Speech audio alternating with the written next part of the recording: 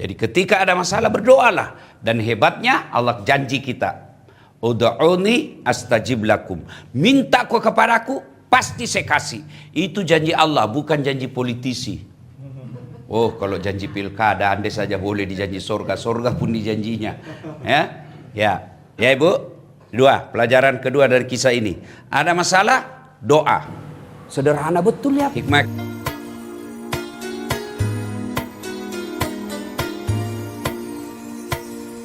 Asyhadu an la ilaha illallah wa asyhadu anna Muhammadan abduhu wa rasuluh. Allahumma salli ala Sayyidina Muhammad wa ala alihi wa sahbihi ajma'in. Amma ba'd. Faqad qala Allah subhanahu wa ta'ala fi kitabil karim. Bismillahirrahmanirrahim.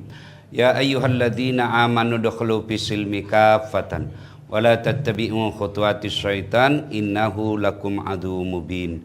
Wahai orang-orang yang beriman, masuklah engkau ke dalam Islam secara sempurna dan janganlah engkau ikuti langkah-langkah setan, karena sesungguhnya setan itu musuh yang nyata bagi kalian.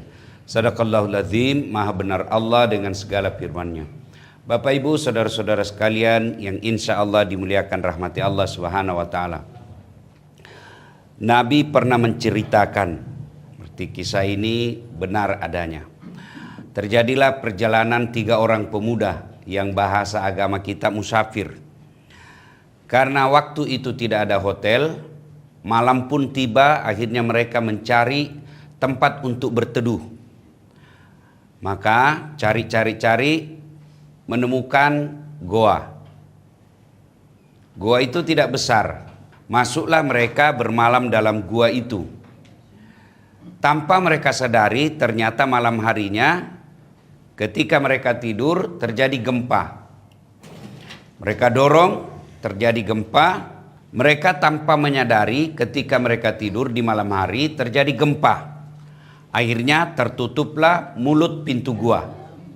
Nah, saat mereka bangun, mereka tersadar, kalau bahasa Makassar, mati nih. Kenapa? Pintu gua tertutup. Akhirnya mereka kemudian bersama-sama mendorongnya. Bismillahirrahmanirrahim, kita dorong bareng-bareng. Ternyata tidak bisa terbuka. Ulang lagi, tidak bisa terbuka. Akhirnya mereka pasrah. Lalu mereka minta, di antara mereka selalu paling senior, ayo kita doa. Gantian kita doa. Majulah mereka satu-satu.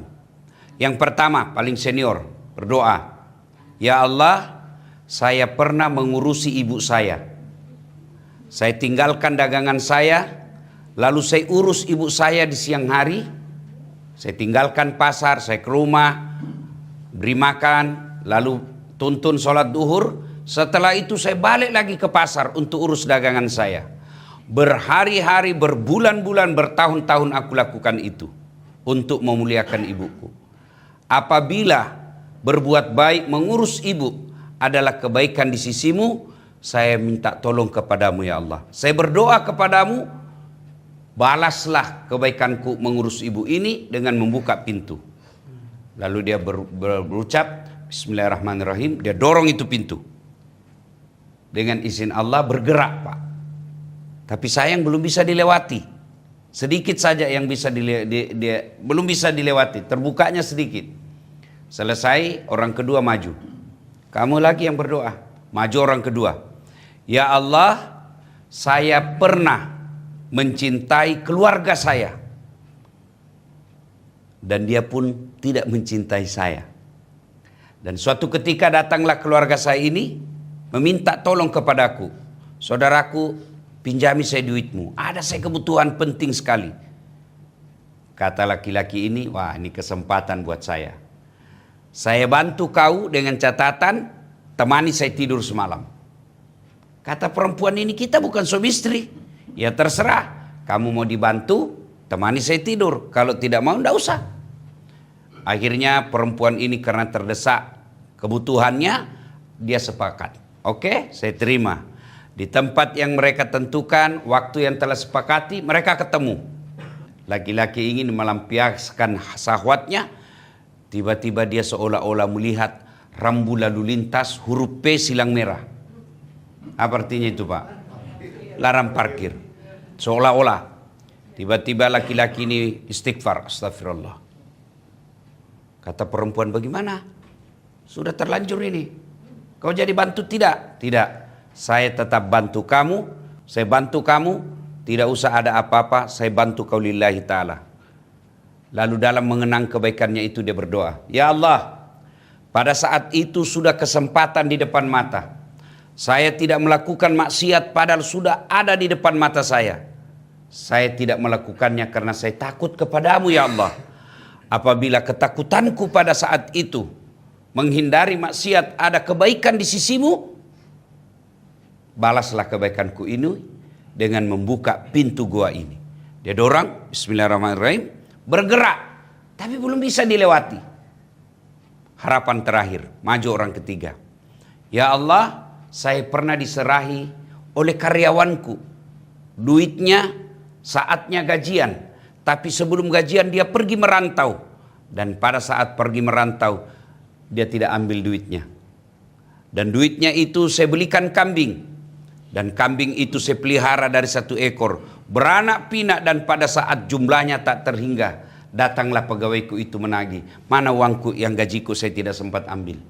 Dan berkata tuannya itu yang ada di lapangan. Maksudmu apa? Itu semua kambing ada di lapangan kamu punya itu. Saya pelihara itu gajimu. Saya belikan kambing dan saya urus. Lalu dia ingat kebaikan. Ya Allah, jika memelihara amanah adalah kebaikan di sisimu. Dan kebaikan itu pantas kau balas. Maka saya minta balas kebaikanku itu. Dengan mengabulkan doaku. Lalu dia dorong. Bismillahirrahmanirrahim. Dorong, bergerak, penuh keluar. Buka pintu terbuka lebar. Lalu mereka keluar, setelah keluar sujud syukur, melanjutkan perjalanan. Ini, kisah ini ada dalam kitab Sahih Imam Bukhari.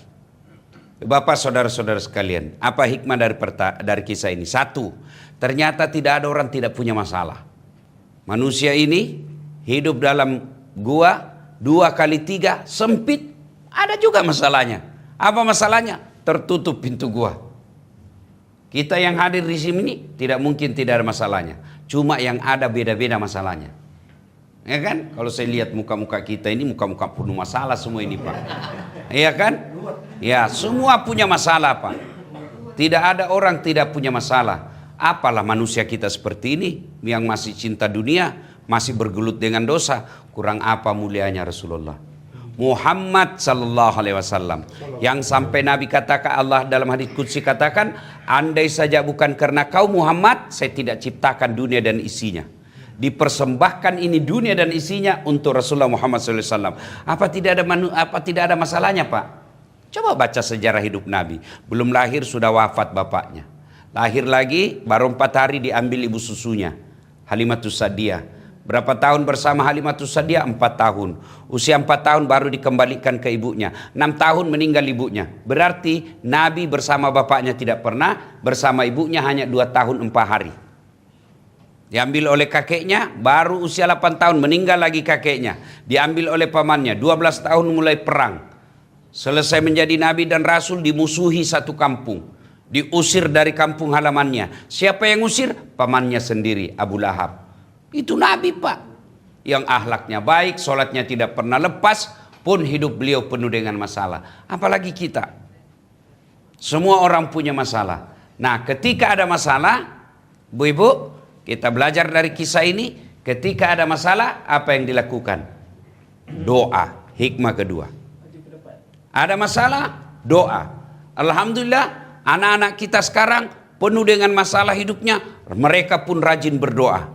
Hampir tiap jam mereka berdoa. Tapi sayangnya doanya bukan di atas sajadah. Di mana dia berdoa? Di status Facebook, status Twitter, status Instagram, TikTok. Mau pergi ujian, mudah-mudahan Allah mudahkan urusanku. Selesai ujian, mudah-mudahan berhasil. Tapi tidak di atas sajadah. Di mana? Status medsos. Sibuk betul Tuhan mau baca statusnya. Ya kan? Nah, ketika ada masalah dalam sejarah ini, pesan moralnya dari Rasulullah, berdoalah kepada Allah. Dan Allah sampaikan, ud'uni astajib lakum. Berdoa kau kepadaku, pasti saya kasih. Saya sudah berdoa. Ujian anak saya mau jadi polisi. sudah kursus fisik, sudah bayar, kenapa tidak lulus? Berarti doa belum cukup. Dia ulang lagi Ustaz, tahun depan tidak lulus lagi. Dia ulang lagi, tidak lulus lagi, sampai 3 kali. Padahal saya baik doa saya tidak pernah ganggu orang, kok tidak lulus? Begitulah cara Allah menghalangi apa yang engkau hendaki, tapi Allah tahu itu tidak baik. Banyak pengalaman hidup saya Pak soal yang begini. Tamat SMA kan 3 kali saya daftar UMPTN Unhas, mau jadi dokter 3 kali. Andai saja boleh 5 kali saya daftar Pak. Gagal pertama, saya ulang lagi kedua kalinya. Gagal lagi, saya ulang sampai 3 kali. Padahal saya waktu itu kelas fisika 1 di SMA. Kelas paling hebat dalam sekolah saya. Saya ikut kursus 1 bulan privat untuk kelas kedokteran. Saya sholat tahajud 40 malam berturut-turut. Dimulai dari 1 Ramadan sampai Syawal. Kemudian saya nasar 7 hari puasa. Tidak lulus. Ibu bapak saya doakan. Tidak lulus 3 kali. Ternyata Allah tahu bukan itu yang terbaik Das'ad. Yang terbaik jadi ustadz. Alhamdulillah. Sudah berdoa tidak dikasih. Jangan sangka buruk, sangka baik.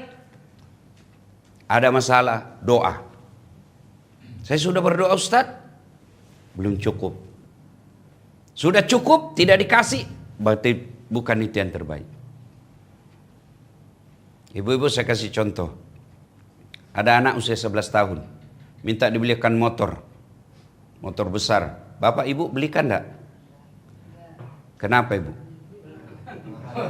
Apa bu?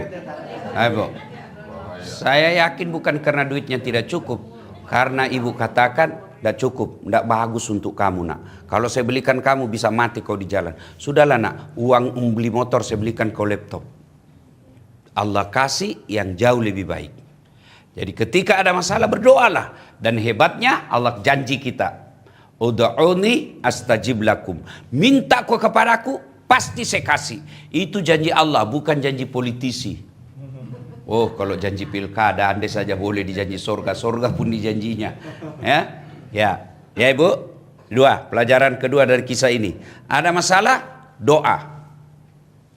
Hikmah ketiga dari kisah yang Rasulullah kisahkan ini. Untuk cepat sampai doa, ternyata doa itu boleh menyebut kebaikan. Tapi bukan kepada manusia, kepada Allah. Ya Allah, saya pernah anak sepupu saya urus. Saya bantu dia dari yatim piatu kecil sampai dia kerja, saya urus semuanya. Jika mengurus dia adalah kebaikan di sisimu, balas itu kebaikanku ya Allah.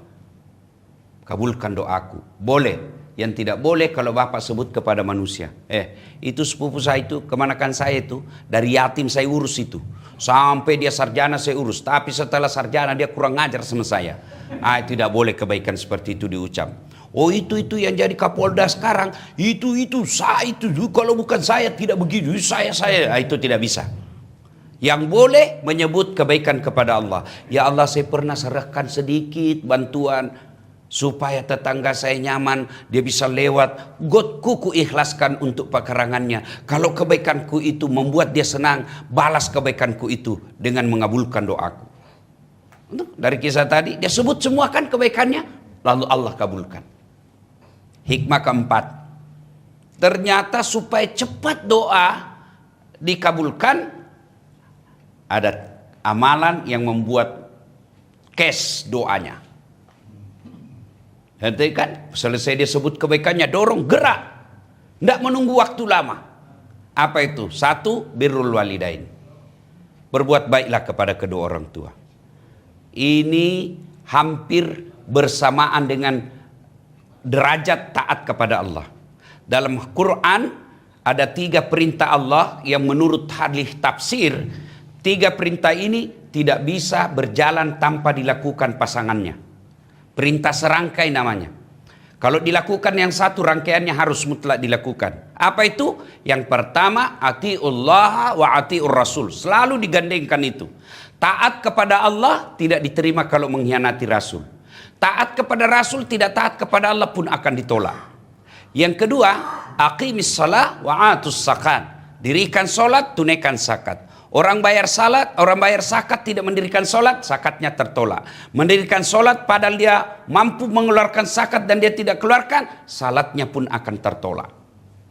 Yang ketiga, ini yang berkaitan dengan bahasan kita, yaitu birrul walidain. Anis kurli wali walidaika. Bersyukur kau kepada aku, kata Allah, dan bersyukur pula lah engkau kepada kedua orang tuamu. Sederajat ini perintah. Kalau kau syukur kepada Allah, taati orang tuamu. Itulah sebabnya ridallah fi ridal walidain, suktillah fi suktil walidain. Ridanya Allah tergantung ridanya kedua orang tua, murkanya Allah tergantung murkanya kedua orang tua.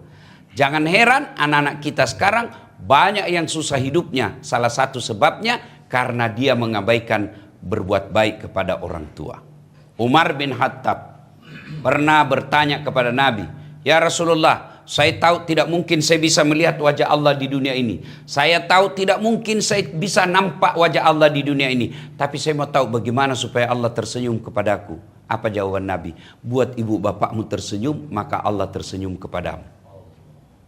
Nah sekarang anak-anak kita karena modern sekarang ini Pak, ketaatan kepada orang tua mulai hilang. Bahkan ada anak yang lapor orang tuanya ke polisi gara-gara sengketa tanah. Bahkan ada yang anak yang bunuh anak orang tuanya. Bahkan ada anak yang tega menitip orang tuanya ke panti jompo. Itu banyak terjadi hal seperti itu. Dunia ini sementara. Perjalanan dunia kita bersyukur kalau bisa sampai 80-85 tahun. Tengok orang sekarang Pak. Kalau zaman saya kecil masih kita lihat nenek kita hidup 70 tahun, 80-90 tahun. Tapi sekarang lihat. Jarang sudah kita lihat orang 80 tahun sekarang. Kalau sudah 80 tahun sudah luar biasa kagumnya kita. Itu maknanya usia dan waktu hidup kita makin ringkas karena pengaruh cara hidup kita yang tidak sehat. Nah, anak-anak kita sekarang coba lihat Pak. Mulai dalam rahim ibunya yang ngurus. Melahirkan ibunya menderita. Membesarkan ibunya bersusah payah. Tapi begitu wisuda yang baru kenal cowok 2 bulan itu cowok dia kenal. Update status setelah wisuda foto. "Terima kasih telah membersamaiku selama ini." Pret. Itu kan anak-anak kita lihat sekarang Pak ya. Ya. Kalau sama cowoknya sopan betul. Baru 2 bulan kenalan sudah panggil papi mami. Dan kita maklumi itu Pak. Dan kita toleran. Anak kita, anak gadis dibawa malam-malam sama cowoknya, kita toleran Pak. Kita kompromi dan kita pahami. Coba orang tua dulu, enggak boleh tuh. Apalagi kalau orang Bugis. Kalau ada perempuan keluar, enggak dijelas, enggak izin, dan enggak jelas siapa yang bawa, dia panggil anaknya yang laki-laki. Cari itu saudaramu yang perempuan. Kalau kau dapat pukul 2-2. Nah sekarang mulai ditolerannya seperti itu. Anak-anak kita sekarang wajar, cerdas-cerdas. Itu anak-anak coba lihat Pak. Kita nge-WhatsApp saja pakai 2 jari itu, 2 tangan kita pegang handphone masih salah ketik. Ya toh, coba lihat anak-anak kita sambil bawa motor dia bisa jawab WhatsApp. Hebatnya anak kita sekarang Pak. Satu aja kurangnya, kurang ajar. Nah, itu semua bukan salah anak, salah orang tua dalam mendidik. Tidak mungkin ada anak dilahirkan sudah preman.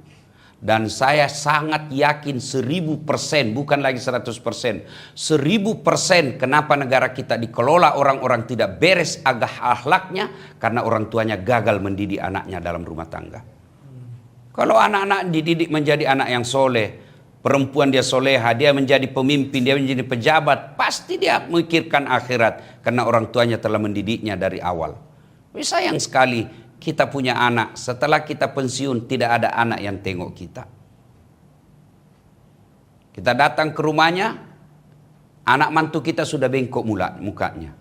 Baru kita duduk, "Kapan datang Mak?" "Baru sayang." "Kapan pulang?" Ini modelan anak kita sekarang.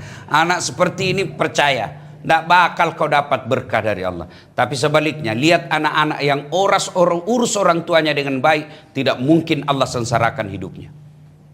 Apa susahnya Allah kasih kita dunia? Ayo ibu. Ibu minta sama saya handphone. "Ustadz kasih handphonemu." Tidak mungkin saya kasih. Kenapa? Saya juga butuh handphone. "Ustadz kasih mobilmu." Lebih lagi saya tidak mau. Kenapa? Mahal dan saya butuhkan. Minta kepada Allah. Minta kepada Allah. Apa yang bapak ibu minta? Allah tidak butuh. Ya Allah berikan saya kekayaan. Allah tidak butuh kekayaan itu. Bahkan Allah maha kaya dan maha pengasih. Ya Allah jadikan rumah tanggaku bahagia. Memang itu yang Allah kehendaki. Tapi kadang kita minta, tapi orang tua kita abaikan. Maka Allah katakan seolah-olah, urus dulu deh orang tuamu, baru saya kasih kamu apa yang kamu minta. Dan birrul walidain, ketika berbuat baik, Allah tidak lihat apa agamanya. Kalau dia urus orang tuanya dengan baik, maka Allah kasih dia dunia. Tapi Allah abaikan dia nanti di akhirat. Tapi kalau kita muslim, birrul walidain, berbuat baik kepada kedua orang tua, itu penyebab doa cepat diijabah. Yang kedua, supaya cepat doa dikabulkan adalah menghindari maksiat. Menghindari maksiat membuat Allah cepat mengabulkan doa kita.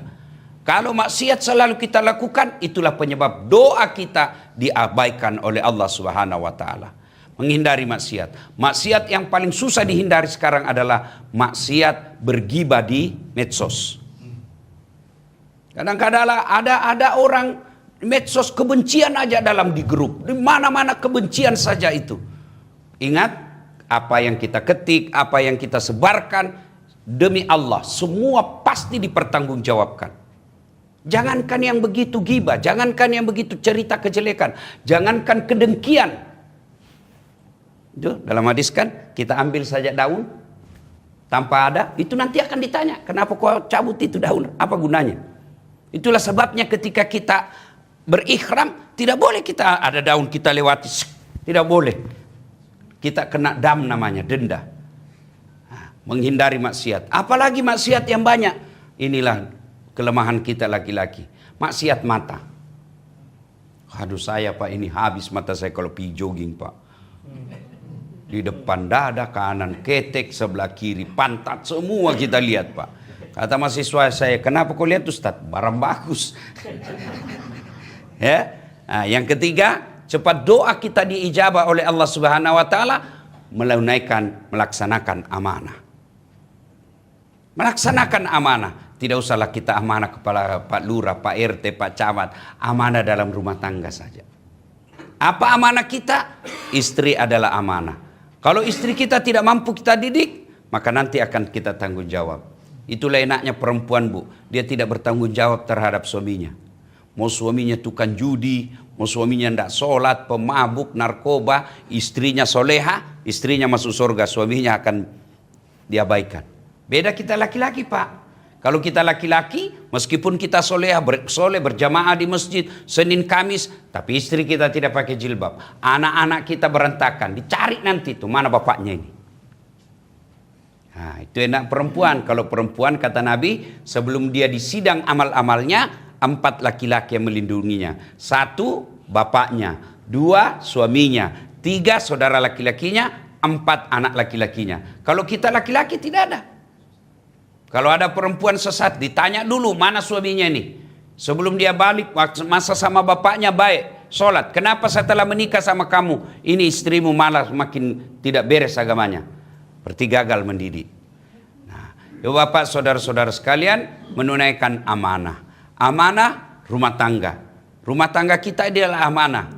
Itu sebabnya ar-rijalu qawwamuna 'alan nisa. Laki adalah pemimpin bagi perempuan. Bapak sebagai kepala rumah tangga diminta semua tanggung jawabnya, termasuk tanggung jawab amanah kepada tubuh ini. Tubuh ini adalah amanah dari Allah. Maka kita kalau berdoa kan kita sebut doa, ya Allah berikanlah saya sehat wal afiat. Sehat beda dengan afiat. Bapak punya kaki melangkah, tidak lumpuh, bisa berjalan, namanya sehat. Tapi dipakai berjamaah ke masjid seperti ini, afiat. Mata bisa melihat, sehat. Tapi dipakai ngaji, afiat. Istilah Prof. Quraisy Shihab, afiat itu adalah sehat plus. Ya, alhamdulillah kita sini, orang masih tidur, kita sudah selesai jamaah. Orang masih tidur, kita dengar dakwah. Itu adalah amanah yang kita tunaikan. Amanah tubuh ini kita gunakan untuk mendekatkan diri kepada Allah Subhanahu wa taala. Orang syukur-syukur kalau dia sholat subuh meskipun terlambat, malah banyak yang tidak sholat. Ada orang dikasih kaki tidak pernah langkahkan kepada kebaikan, tapi semua digunakan langkah untuk kemaksiat. Ada orang dikasih ilmu tapi ilmunya untuk menipu rakyat. Itu semua akan diminta tanggung jawabnya. Maka ada doa yang diajarkan oleh Nabi soal ilmu itu, soal amanah ini. Ada kan doanya yang minta kepada Allah. A'udzubillahi minasyaitonirrajim, kata Nabi, berlindung kepada Allah. Ya Allah, lindungilah kami min ilmin la yanfa. Ya Allah, lindungilah kami dari ilmu yang tidak bermanfaat. Kemudian kita minta lagi dari hati yang tidak bisa khusyuk. Kenapa hati tidak bisa khusyuk ini kita minta? Karena kalau hati kita sakit, maka sakitlah seluruh tubuh kita. Mau saya kasih contoh, Bapak Ibu dari Jakarta ke Bandung, pakai mobil, yang nyetir apa? Tangan. Gas rem apa? Kaki. Yang berpikir sepanjang jalan apa? Otak. Tapi begitu ada tikungan, apa tertulis? Hati-hati. Tidak ditulis otak-otak. Karena otak yang berpikir kan. Itu menunjukkan bahwa hati ini memang pengendali. Menulis pengumuman, tangan. Melihat salah ketik, mata. Berpikir tentang kebaikan apa diksinya, otak. Tapi begitu ada pengumuman, apa disampaikan announcer? Perhatian. Tidak ada perotakan. Ya kan? Maka ini kolbu. Maka kita minta, lindungilah hati kami dari yang tidak bisa khusyuk. Nah, ibu bapak saudara-saudara sekalian, pada akhirnya mari ketika ada masalah perbanyak berdoa. Minta pertolongan kepada Allah. Bangsa kita, negara kita, pemerintah kita akui belum bisa melayani kita dengan sebaik-baiknya. Tapi bukanlah dengan membakar, bukanlah dengan meneriaki orang, bukanlah dengan menghina orang, tapi minta pertolongan kepada Allah Subhanahu wa taala. Dalam sholat jamaah pun kita sebagai umat Islam diajarkan bagaimana berdemokrasi. Tidak boleh sembarang jadi imam, tapi jadi makmum siapa saja boleh. Untuk menjadi pemimpin tidak boleh orang sembarang. Jangan kau pilih karena dia populer. Jangan kau pilih karena dia kasih kau duit. Jangan kau pilih karena sekeluarga. Tapi pilihlah orang yang bisa membuatmu menjadi lurus. Itulah Pak Imam. Dan di bawah imam, di belakang imam ada disebut muballaga. Apa itu muballaga? Berasal dari kata mubalik. Apa itu mubalik? Yang berbicara, yang menyampaikan. Masya Allah, kalau kita pelajari ini fikih salat jamaah, ada imam, ada muballaga. Muballaga itu pas yang di belakangnya imam. Misalnya ini imam, sini imam, nah ini di muballaga. Ketika imam salah, boleh ditegur? Boleh. Tapi tegurnya bagaimana? Bukan, salah Pak Imam. Begitu imam salah, boleh dorong kepalanya. Ini, budongo ini, salah Pak. Jangankan itu, Bapak berteriak saja, Mam salah, batal sholatmu. Salah Pak Imam. Kau juga salah, kenapa kau ngomong? Kau batal suaramu, kau bicara. Dia kata yang keempat, untung saya tidak bicara. Nah, batal semua Pak. Itulah sebabnya dalam kehidupan kalau kita berjamaah, ini yang harus ngomong. Siapa ini? Muballaga, anggota DPR. Maka ketika imam salah seperti yang baru-baru terjadi, wali kota, gubernur, presiden salah, bukan dengan melempar, salah ditegur. Siapa tegur? Anggota DPR. Bicara dong anggota DPR, jangan diam. Karena kalau kau diam, STM ikut ke jalan. Maka bicara. Caranya subhanallah. Bukanlah subhanallah ambil batu membakar. Allahu Akbar. Dengar itu orang-orang yang meneriakkan Allahu Akbar sambil merusak, kamu akan diseret, dicari Allah di akhirat kelak. Kau sebut namaku lalu kau merusak, pasti Allah marah. Saya pun begitu, kalau disebut nama saya sambil merusak, saya pasti marah. Dasat Latif, bakar. Nah, ibu bapak saudara-saudara sekalian, ketika carut marut seperti ini, perekonomian susah, Nabi juga susah dalam hidupnya. Nabi pernah kelaparan 3 hari 3 malam, Hasan Hussein pusat. Tapi kita baru sedikit ngutang. Apa karena tidak ada rezeki dari Allah? Tidak. Karena selera kita melebihi pemberian Allah. Gajinya suaminya cuma 5 juta. Gaya hidupnya 7 juta. Pasti ngutang. Kalau 5 juta, coba gaya hidup 4 juta. Pasti cukup. Kok bisa Ustaz? Ada orang gajinya 1,5 juta cukup. Berarti selera. Hidup ini bukan karena tidak mungkin Allah ciptakan manusia tanpa rezeki di dalamnya. Cuma rezeki kita yang berbeda-beda. Cara dagang, Nabi lebih lama jadi pedagang daripada Rasul. 12 tahun sudah dagang. Bicara perang, beliau panglima perang. Di depan beliau, bukan di belakang kalau perang. Bicara rumah tangga, beliau 13 istrinya, kita cuma 1. Ayo. Bicara beban hidup, 7 anak Nabi, 6 meninggal. 1 anak kita meninggal sudah depresi. Nabi 7 anaknya, 6 meninggal usia belia. Tapi tidak pernah kita dengar status Nabi galau. Enggak. Nah, kenapa Nabi bisa begitu? Karena setiap ada masalahnya, beliau bangun minta tolong kepada Allah Subhanahu wa taala. Supaya doa cepat diijabah, boleh menyebut kebaikan. Supaya doa cepat diijabah, birrul walidain, berbuat baik kepada orang tua. Jangan maksiat, tunaikan amanah. Selebihnya janji Allah, ud'uni astajib lakum. Minta kau kepadaku, pasti saya kabulkan. Demikian, mudah-mudahan ada manfaat. Terima kasih Kak Uceng yang mengundang saya ke tempat ini. Mudah-mudahan ada faedah yang saya sampaikan. Mudah-mudahan musola ini bisa menjadi saksi di akhirat kelak. Amin. Ya, mudah-mudahan ibu-ibu kita bersyukur kalau tinggal ada rumah ibadah meskipun kecil seperti ini. Di situ Allah membuat kita tenang hati. Maka bapak-bapak terutama ini yang sudah muka-muka sakaratil maut, ya, mudah rajin-rajinlah ke masjid. Apalagi yang kita harap Pak ya. Kita doa kalau usia senja tidak usah minta ruko, tidak usah lagi minta bini, minta husnul khatimah. Wafatkan kita dalam keadaan membawa iman. Demikian, mudah-mudahan ada manfaat. Sebelum saya akhiri, saya dengar kabar ada mau memperbaiki pintu, Anda tahu. Saya bukan kaya tapi saya akan sumbang 5 juta untuk saya dengar ada perbaikan ya, dikasih tahu Kak Uceng mau diperbaiki. Saya panggil Kak Uceng bukan Pak Husain Abdullah, sebab beliau yang ngajar saya dulu demo. Saya alumni 98 Pak, saya ikut-ikut demo karena beliau wartawan senior Pak di RCTI. Dulu kalau kita di Sulawesi Selatan tidak ada penonton RCTI yang tidak kenal beliau. Saya Husain Abdullah melaporkan dari Sulawesi Selatan. RCTI oke. Ya, mudah-mudahan kebaikan-kebaikan kita ada manfaat. Allah melindungi kita dari doa-doa yang tidak diijabah. Demikian usiakum wa nafsi bitaqwallah fastabiqul khairat. Assalamualaikum warahmatullahi wabarakatuh.